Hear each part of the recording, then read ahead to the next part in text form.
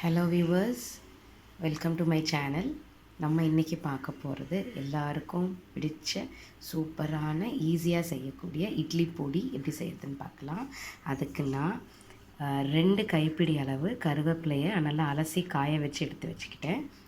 1 cup உளுந்தம்பருப்பு எடுத்து வச்சுருக்கேன். அதே கப்பில் தான் 1/2 கப் கடலைப்பருப்பு. ஒரு ஆளாக்கு உளுந்தம்பருப்புனா 1/2 ஆளாக்கு கடலைப்பருப்பு எடுத்துக்கோங்க. பெருங்காயம் தேவைக்கேற்ப எடுத்துக்கோங்க. வெள்ளை எள்ளு நான் ரெண்டு ஸ்பூன் எடுத்திருக்கேன். உங்களுக்கு தேவைன்னா எடுத்துக்கோங்க, இல்லை வேண்டாம்னா நீங்கள் அவாய்ட் பண்ணிவிடுங்க. சில பேருக்கு எள்ளு பிடிக்கும், சில பேருக்கு பிடிக்காது. ஆனால் எள்ளு போட்டிங்கன்னா ரொம்ப டேஸ்ட்டாகவும் இருக்கும், டிஃப்ரெண்ட்டான ஃப்ளேவர் கொடுக்கும்.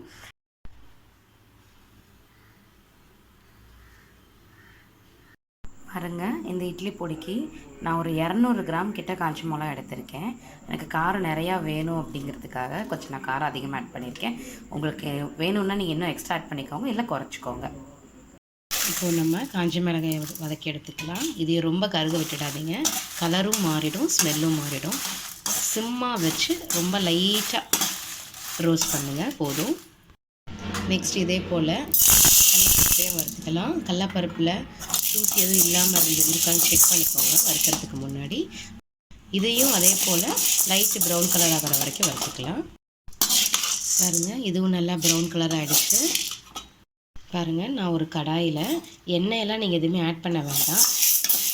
நல்லா கடாய் காஞ்சதும் அதில் உளுந்தம்பருப்பை நல்லா லைட்டு ப்ரௌன் கலர் ஆகிற வரைக்கும் நல்லா ட்ரை ரோஸ்ட் பண்ணிக்கலாம். எண்ணெய் ஊற்றி வறுக்க வேண்டாம்.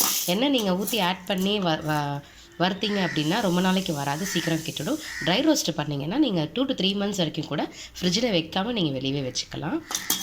நல்லா ப்ரௌன் ஆகிற வரைக்கும் வதக்கிக்கலாம். பாருங்கள், இந்த மாதிரி லைட் ப்ரௌன் கலர் வர வரைக்கும் நல்லா வறுத்துக்கோங்க. அடுப்பு மேக்ஸிமம் சிம்மில் வச்சு வறுத்துக்கோங்க. பாருங்கள், நான் அதுக்கு டோட்டலாகவே ஆஃப் பண்ணிக்கிறேன். நல்லா பொரிஞ்சிட்டு வருது பாருங்கள். ரொம்ப எல்லாமே பொரியணும்னு ஒன்றும் கட்டாயம் கிடையாது. லைட்டாக இப்படி பொரிஞ்சு வர ஸ்டேஜில் நம்ம எடுத்துடலாம்.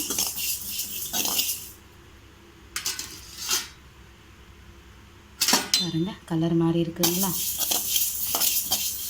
இந்த ஸ்டேஜில் இறக்கிடலாம்.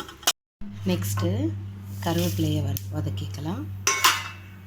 எதுக்குமே நீங்கள் என்ன ஆட் பண்ண வேண்டாம், எல்லாமே ட்ரை ரோஸ்ட்டு தான். இது நல்லா கலர்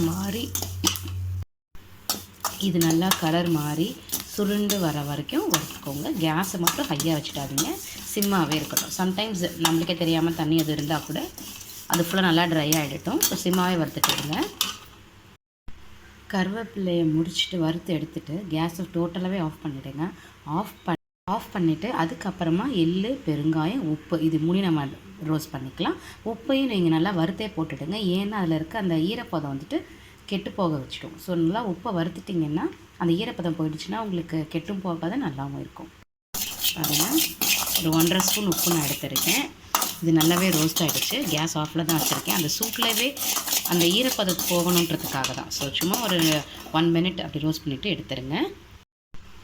பாருங்கள், கேஸ் ஆஃபில் தான் இருக்குது. நல்லா பெருங்காயத்தை நல்லா ரோஸ்ட் பண்ணிட்டு இருக்கேன்.